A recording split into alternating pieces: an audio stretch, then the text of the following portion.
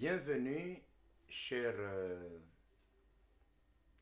téléspectateurs, experts, autorités, managers, leaders, étudiants et toutes les autres personnes qui sont intéressées à la question du leadership. Nous avons voulu commencer cette année avec notre sujet qui porte sur les liens entre le leadership et le nouvel an parce que nous avons voulu que chacun des leaders, des managers se saisisse de cette occasion de nouvel an pour impacter positivement son organisation. Les gens se poseraient la question de savoir quel est le lien existant entre le leadership et le nouvel an. Il s'agit notamment de montrer ce que mon chef, un bon leader, un bon manager, peut faire au début de l'année pour qu'à la fin, il puisse y récolter de meilleurs fruits. Comme vous le savez, il y a des moments où certaines personnes négligent cette personne très cruciale. Et c'est vers la fin de l'année ou au milieu qu'on commence à se dire « Ah bon, on aurait dû commencer ça au début de l'année, on aurait dû commencer à implémenter ça au début de l'année. » Mais je vous dis, les meilleurs leaders se saisissent des occasions pour mieux faire les choses.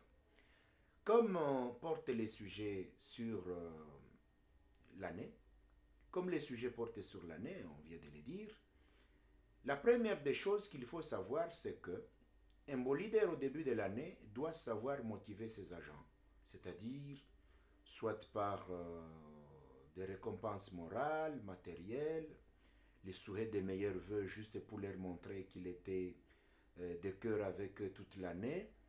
Il peut organiser un petit buffet dans lequel il pourra les inviter, on boit un peu, on mange un peu, juste pour leur dire je vous souhaite le meilleur de toute l'année qui commence. Il peut se saisir du nouvel an pour organiser une grande réunion de planification stratégique dans laquelle il pourra discuter avec les agents sur ce qui a réussi l'année passée, ce qui n'a pas réussi, quelles sont les choses que vous aimeriez que nous puissions changer, et moi-même et vous-même, quant à ce qui concerne les procédures ou peut-être les comportements ou quoi que ce soit. C'est dans cette réunion qui commence l'année, on peut faire un nouveau souffle pour l'organisation de dire ça on laisse, ça on prend, ça on fait. Mais aussi pour le début de l'année, dans le leadership, ça peut être aussi une meilleure occasion pour le leader de demander pardon aux agents pour des choses qu'il a trouvées qui n'ont pas bien marché à cause de lui. Il peut facilement dire, voilà, écoutez les collègues, je m'excuse pour ça. Je vous promets que pour cette année, il n'y aura plus de comportements pareils ou de faiblesses pareilles. Soit qu'au début de l'année aussi, il peut rassembler les agents pour leur donner une nouvelle orientation sur comment ils vont travailler. Et s'il y a eu des failles qu'il a constatées de leur côté en leur disant, voilà, l'année passée, il y avait telle faille, telle faille, telle faille, telle faille, en faisant déjà l'autopsie, en faisant l'auto-évaluation interne de l'organisation, les forces, les faiblesses, les opportunités, les menaces, il peut parvenir avec la participation des agents ou des membres de son organisation, dire voilà, ces faiblesses que nous avons trouvées dans l'année qui est passée, souhaiterions qu'elles ne puissent pas nous rejoindre dans l'année qui commence. Dans le leadership au début de l'année aussi, n'oubliez pas que ça peut être l'occasion aussi d'expliquer aux agents les programmes et comment vous souhaiterez qu'ils puissent s'exécuter selon les responsabilités de chaque agent. Dans le nouvel an aussi, le leader peut rassembler les agents et cultiver le sens d'équipe parmi eux en fixant de nouvelles responsabilités selon qu'il a vu les performances de chacun dans l'année. Il peut faire des aménagements, dire voilà, tel collègue va assumer telle fonction, tel collègue va assumer ça. Bien sûr, ce n'est pas qu'il faut remplacer les tasks ou remplacer les TDR ou remplacer les job description, mais il peut arriver qu'au début de l'année, qu'il donne du souffle à l'organisation en donnant de nouvelles responsabilités aux agents. Et dans le début de l'année aussi, c'est le moment où on peut faire aussi le chronogramme des activités avec des objectifs précis à atteindre et demander à chaque agent par exemple, de dire, voilà, quels sont les objectifs que tu te fixes d'atteindre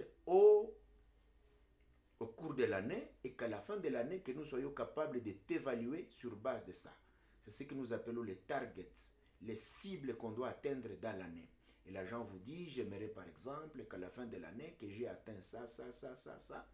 Et ce sont des performances que lui-même voudra mettre en place dans ses activités quotidiennes qui vont lui permettre à un certain niveau de partir en train de s'auto-évaluer par rapport à ce qu'il s'était fixé au début de l'année. Et c'est au leader de partir en train de l'encourager, de lui montrer comment il peut facilement avoir la possibilité aussi de s'auto-évaluer. Et dans le début de l'année aussi, on a l'occasion de trouver les agents en leur demandant par exemple de vous donner des suggestions sur comment les choses peuvent se faire. Une fois que vous avez les suggestions, vous vous faites déjà une discipline. Vous dites, voilà, si nous voulons atteindre telle chose, nous allons éviter telle chose, les retards par exemple, la non-soumission des rapports dans les temps qui n'est pas bien discuté. Vous leur montrez comment chacun doit traiter les clients comparativement à ce qui était l'année passée. Et au début de l'année aussi, ça peut être l'occasion pour chaque agent, pour chaque leader, pour chaque personne de faire ce que nous appelons l'autodiscipline. La personne qui a découvert ses failles de l'année passée peut dire, voilà, écoutez, moi, je ne venais pas à temps réel. Moi, par exemple, je ne sanctionnais pas comme il faut. Moi, je sortais rarement sur terrain, tout simplement parce que j'avais telle tâche au bureau. Je vais aménager ça pour aller sur terrain. Et la personne peut vous dire, par exemple, que pour l'occasion qui vient pour cette année, nous aimerions, par exemple, que nous puissions tenir des réunions de ce genre. Est-ce que ce sont des réunions mensuelles? Est-ce que ce sont des réunions bimensuelles? Et ce sont des réunions trimestrielles dans lesquelles on va se fixer des choses à discuter? Tout ça, ce sont des choses qu'il faut profiter au début de l'année. N'oubliez pas que le souffle avec lequel vous commencez l'année peut facilement impacter le cours de l'année jusqu'à la fin. Vous allez vous auto-évaluer sur base de ce que vous-même aviez fixé au départ lorsque vous étiez au début de l'année.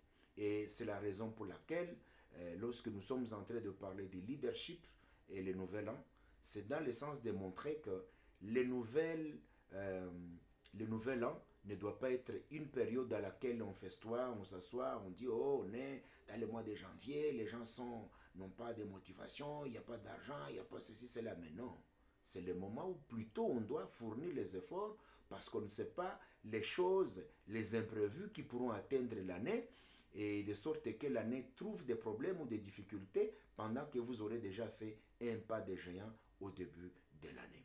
Voilà un peu une façon juste de stimuler les chefs, les leaders, les managers et toutes les autres personnes qui sont responsabilisées de conduire les équipes, les pasteurs, les dirigeants des églises, les dirigeants des partis politiques, les responsables des services, les managers des organisations. Songez à faire quelque chose dans le mois de janvier. Songez à faire quelques aménagements dans le mois de janvier qui pourra quand même être bien perçu par les collègues que voilà, nous commençons l'année avec un nouveau souffle. Et c'est très important pour nous de vous encourager de le faire.